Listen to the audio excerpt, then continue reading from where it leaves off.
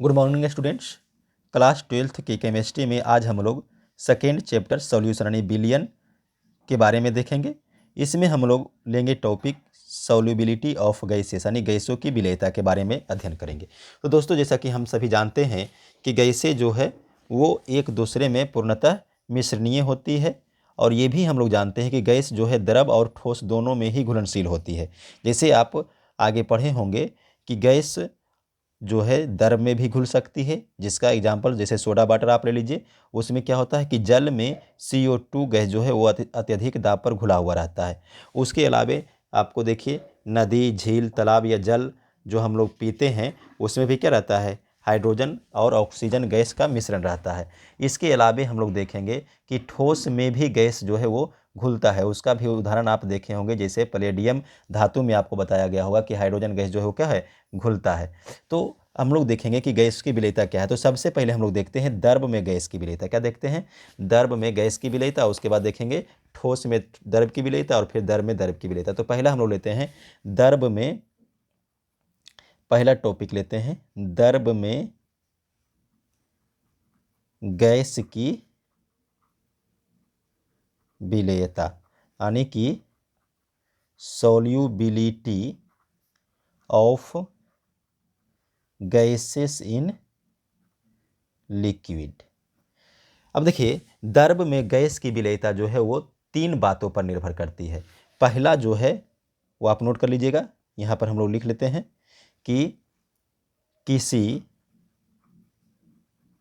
द्रव में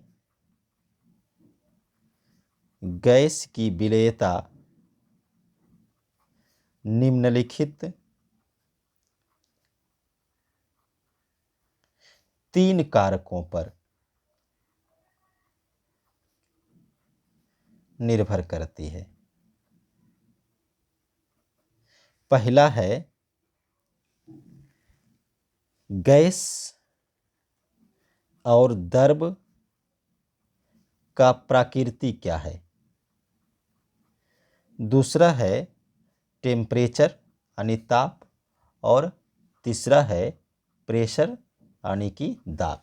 तो किसी भी द्रव में गैस की विलेयता दोस्तों गैस और द्रव की प्रकृति पर निर्भर करेगा, ताप पर निर्भर करेगा और दाब पर निर्भर करेगा। और ये जो द्रव में गैस की विलेयता है, इसका अध्ययन सर्वप्रथम एक वैज्ञानिक हेनरी ने किया था।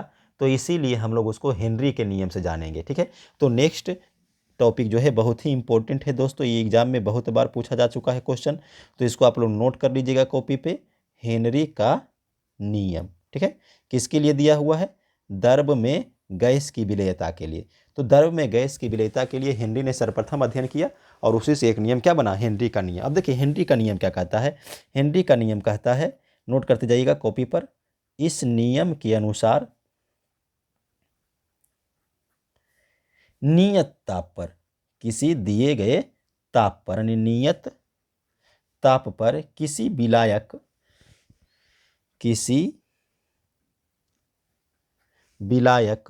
में गैस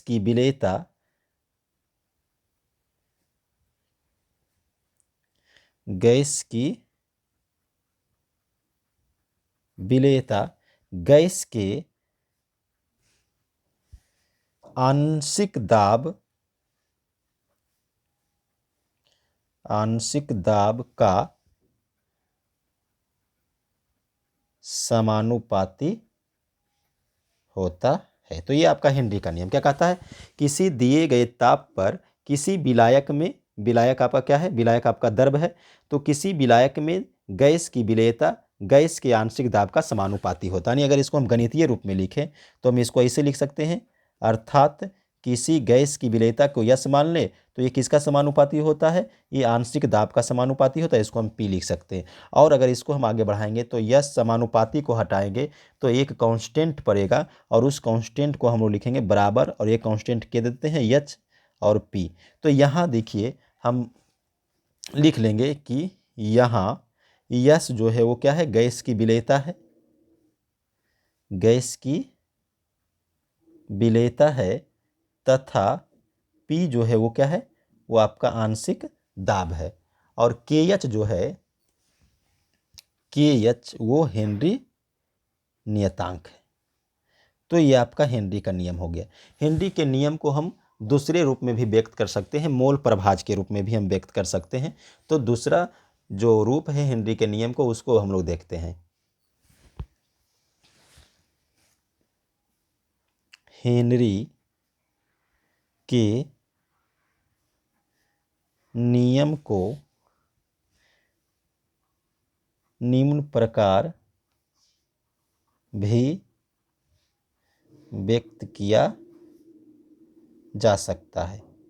देखिए, एक हम लोग यहाँ पे देखें, किसी विलायक में गैस की विलेयता किसके समानुपाती होता है? तो दाब का समानुपाती होता है। और ये कब होता है? जब ताप यानी कि टी जो है ताप वो नियत होता है। ठीक है, तो नियत ताप पर किसी गैस की विलेयता गैस की आंशिक दाब का समानुपाती होता है। ये एक नियम हो गया। और उसी नियम को हम अब दूसरे रूप में व्यक्त कर सकते हैं। तो दूसरा नियम क्या कहता है? देखिए, दूसरा नियम ये बताता है कि नियत ताप पर किसी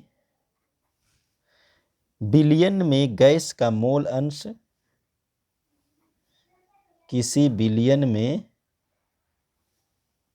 गैस का मोल अंश विलयन के ऊपर, मोल अंश को हम लोग x से लिखेंगे, विलयन के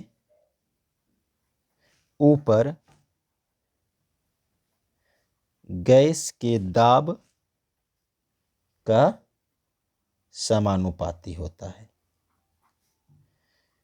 समानुपाती होता है। तो देखिए, एक नियम जो हेनरी का था वो गैस के विलेयता जो है वो आंशिक दाब का समानुपाती होता है जब ताप नियत है। तो यहाँ पर भी ताप नियत है, लेकिन यहाँ पर जो विलयन में गैस का मोल अंश है वो विलयन के ऊपर गैस के दाब का समानुपाती बताया गया है। यानी अगर हम इसको गणितीय रूप में लिखें तो हम इसको लिख सकते हैं कि ये जो गैस का दाब है वो किसके समानुपाती होता है? तो मोल अंश के बराबर होता है, यानी कि समानुपाती होता है। मोल अंश को हम लोग x ले लेंगे, और अगर इसको हम और तोड़ेंगे तो p समानुपातिक चिन्ह के लिए एक बराबर आएगा और एक कांस्टेंट आएगा हेनरी नियतांक की, और x आ जाएगा।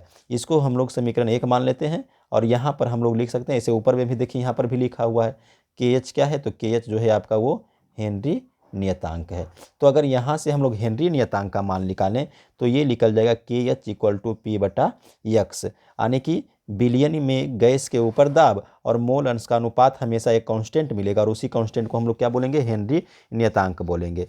यहाँ पे जहाँ x क्या है? तो x जो है गैस का मोल अंश है, गैस का क्या है? मोल अंश है। तो दोस्तों, ये बहुत ही इंपॉर्टेंट टॉपिक आपको बताया जा रहा है, इसको आप कॉपी पर नोट करते जाइएगा। ठीक है, ये पूछता है आपको एग्जामिनेशन में। अब यहाँ पर देखिए, ये जो गैस का दाब आया हुआ है P और गैस का जो मोल अंश आया हुआ है x, ये दोनों का अनुपात हमेशा एक कांस्टेंट मिलेगा। तो अगर हम ये दोनों के बीच एक ग्राफ खींचेंगे तो उसका जो स्लोप होगा वो हमको हेनरी नियतांक का मान देगा, और वो स्लोप एक सरल रेखा मिलेगा। हम लोग अब उस ग्राफ को देखते हैं। तो यहाँ पर देखिए, ये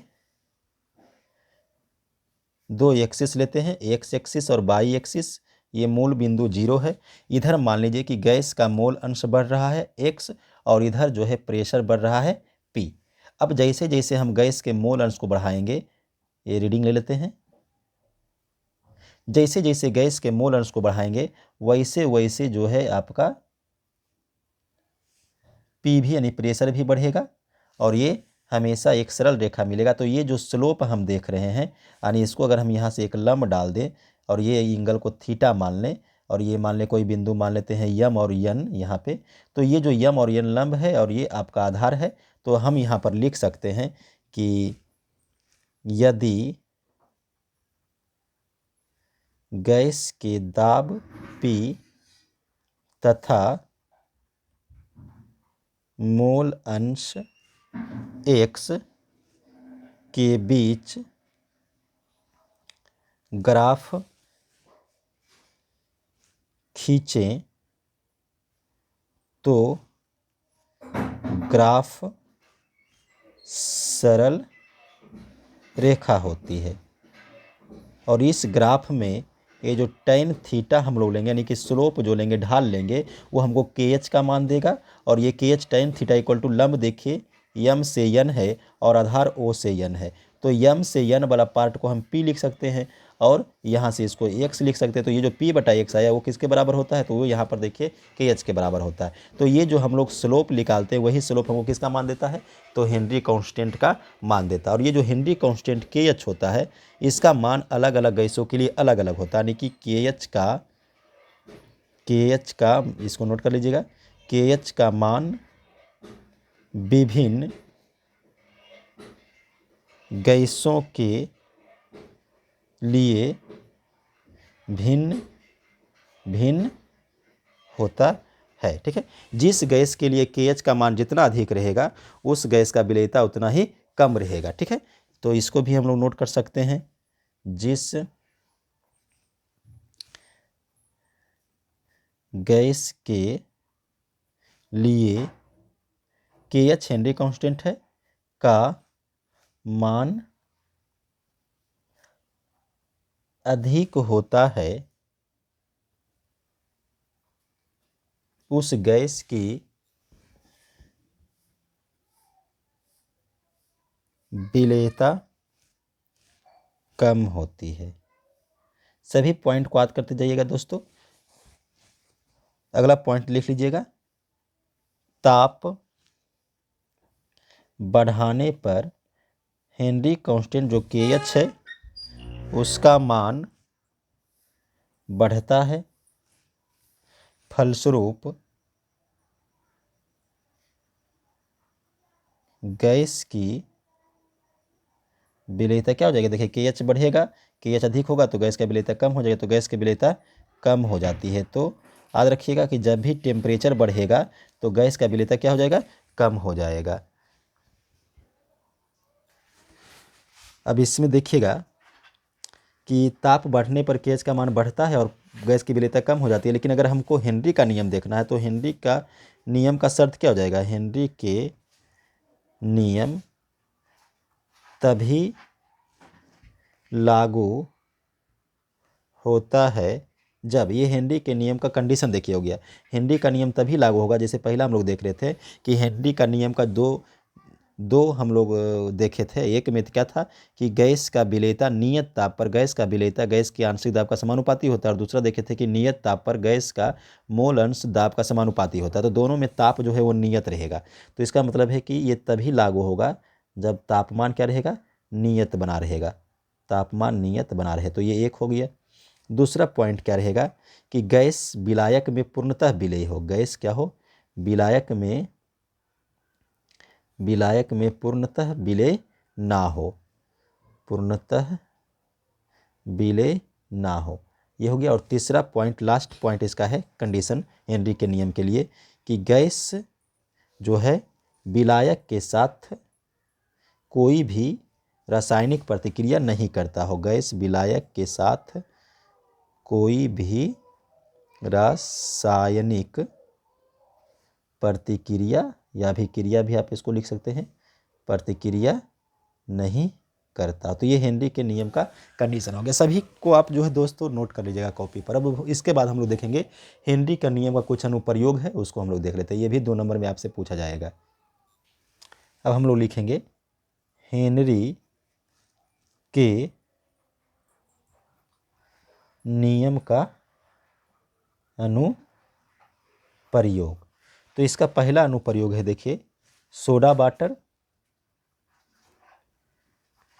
तथा कोल्ड ड्रिंक्स में, कोल्ड ड्रिंक्स यानी कि ठंडा पेय में, एक हो गया। दूसरा है जल में गैसों को घुलाने में। और तीसरा अनुप्रयोग है गहरे समुद्र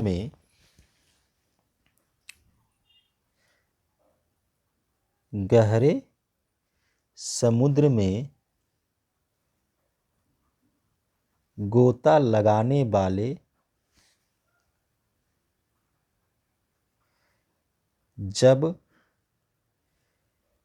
ऊपर आते हैं तो उन्हें दर्द महसूस होता है। और इसको दूर करने के लिए दर्द महसूस होता है। दर्द को कम करने के लिए यानी दर्द को दूर करने के लिए, दर्द को कम करने के लिए जो गोताखोर होता है, यानी कि जो समुद्र में गोता लगाते हैं, गोताखोर को O2 के साथ यानी ऑक्सीजन के साथ हीलियम गैस यानी HE गैस मिलाकर सांस लेने को कहा जाता है। मिलाकर सांस लेने को कहा जाता है। तो ये दोस्तों हेनरी का नियम, हेनरी का अनुप्रयोग हो गया। इसको जो है आप लोग याद कर लीजिएगा, इसको देख लीजिएगा, हेनरी का अनुप्रयोग। ठीक है, तो ये हो गया दोस्तों। आज हम लोग जो है क्लास 12th के सॉल्यूशन वाले चैप्टर में हेनरी का नियम और उसके अनुप्रयोग को देखा। अगर आपको वीडियो अच्छा लगा तो हमारे वीडियो को शेयर करें और हमारे चैनल पर यदि आप हमारे नए हैं तो हमारे चैनल को सब्सक्राइब करें। धन्यवाद।